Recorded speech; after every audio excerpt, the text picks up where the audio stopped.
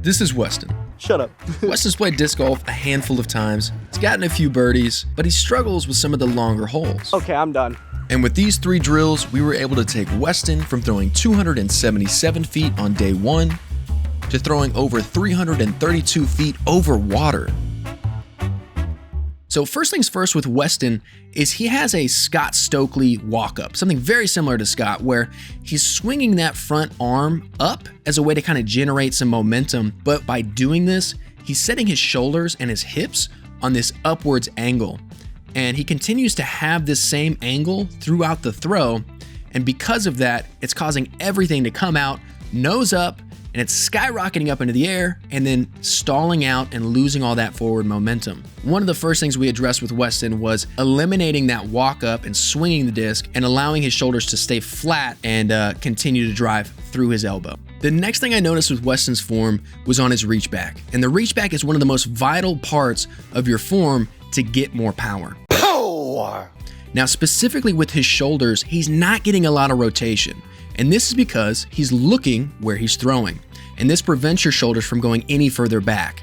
So by exposing his back to the target, he's going to allow his shoulders to get much more rotation, and he's going to be able to generate a lot more momentum and a lot more power. The next thing that I noticed on Weston's form has to do with his arm. He's not getting a full extension here on his reach back, and this is preventing him from getting more momentum. Next thing I want to talk about is his stance. In this example, he's kind of riding a surfboard. And he doesn't have a lot of stability from side to side. So one of the things I want to recommend with Weston is taking that front foot out diagonal from his back foot and allowing a more stable base side to side. Before we started making any form changes, we addressed his grip. He was letting me know that he kind of switched between a fan grip sometimes and this more of a putting grip on the right when he would throw a disc. So to get him more grip and control over the nose angle, we switched him over to the power grip with all 4 fingers on the inside of the rim and his thumb pressing firmly down on the top of the disc. This brings us to the first drill of day 1, and that's throwing against the fence. This is a terrible idea. The beauty of this drill is it's going to get him more comfortable with some of these form changes, widening his stance and exposing his back to the target and getting a full reach back. Now, of course, by making all these changes, his normal timing is going to be off. But that's the great thing about the fence drill is you're able to pick a target on the fence and know if you're releasing to the left, the disc is coming out early, and if you're releasing to the right, it's coming out too late. I released a little late there. I released a little early there. Once Weston felt more comfortable exposing his back to the target and getting a full reach back, we went ahead and had him switch over to doing some standstill throws, and that's when Weston got his very first snap on the disc.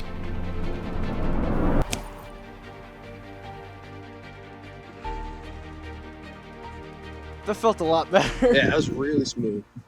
And then we added a little bit of a walk up, but this proved to be a bit too much. I did a little bit of that and then a little bit of the... But after slowing down just a bit, this throw ended up going as far as his furthest throw from earlier that day. I hate to say it, but it's looking better. Why do you hate to say that? Because you helped. And that brings us to day 2. Day 2 was a bit of a struggle.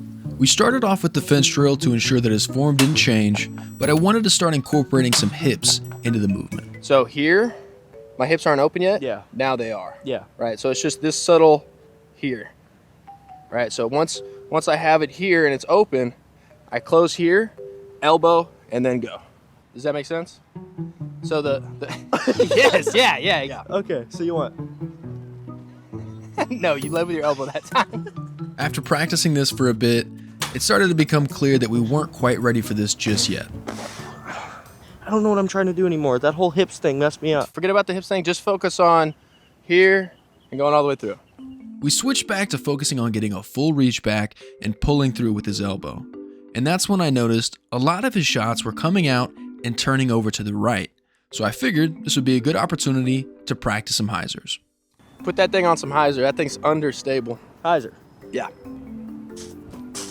I did not put it on Hyzer. Nah. With your Hyzers, so this is a nose angle thing, right? So anytime you're tilting it like this way or this way. So is Hyzer this way? Yes. Yeah. Hyzer. So Hyzer. That's Hyzer. This is Hyzer. Yeah. But you don't want to dip this. That's okay. I've thought Hyzer was this, Hyzer was this. So like, think about it this way. Your thumb, right, is facing the direction that you want it to go down. Yeah. Okay. So Hyzer. Perfect. Kind of leaned your body weight. Yeah. Right. A crucial part of throwing a hyzer is having your upper body match the angle that you want to throw. And Paul Mcbeth does a great job of showing this in action. So as you can see, as he's walking up to throw, he's already starting to lean his upper body forward and getting it set on the angle that he wants before he pulls through. And as he pulls with his elbow, the disc matches the angle that his shoulders are positioned on, and it's going to stay on that angle as he throws and follows through. But this was one of the many things that we talked about on day 2, and I can tell he was starting to get tired and overwhelmed. What? Hey, don't stand up straight. I'm serious. Lean forward. I thought I was. No, you were standing straight up, dude. I swear, I'm gonna watch this back and I'm gonna be like, "You're the Statue of Liberty, dog." Like that's how straight you were standing up. What in the? Oh, God. What the Richard? I don't even know, man. I don't even know anymore, dude.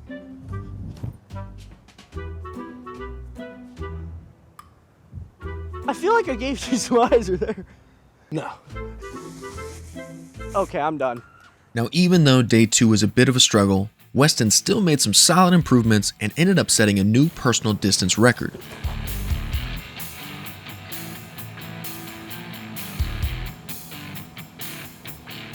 That one felt really good. That brings us to day 3, where we picked right up where we left off on day 2 and got him more comfortable leaning forward on his Hyzers. It was early, but Dan did it go far.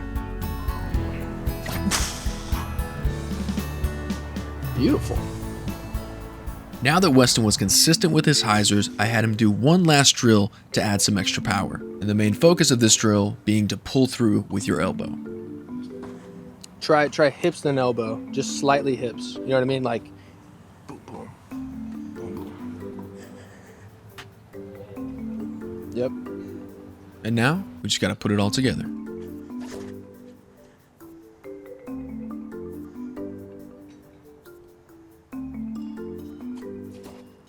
Closed off. On this throw, I called out that he was closed off, meaning that he's not getting a full reach back, but Weston's very coachable and he makes the adjustment.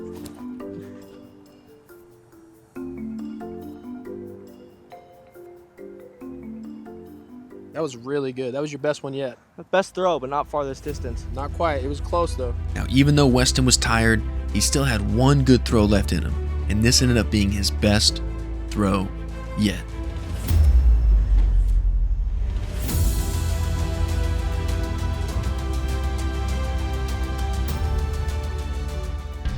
And with that throw, Weston has officially added over 50 feet of distance to his backhand. But we're not stopping there. This is hole 6 at Bill Allen. It's 377 feet over water. And in the past, Weston would skip this hole because he wasn't confident he can make it across. But not anymore.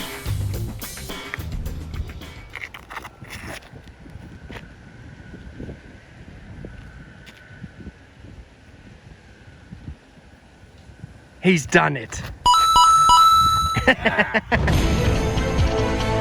Mission accomplished. Good work. Yeah, I love it when kids learn how to cuss at first. They're like, "You're a duty head, stinky shitter." Yeah. But I know what you're talking about. I've seen TikToks on it where people are like cussing wrong. It is probably the funniest thing I've ever seen. Ted. Cuss word and then insert body part. Elbow. Oh, You shit. toenail.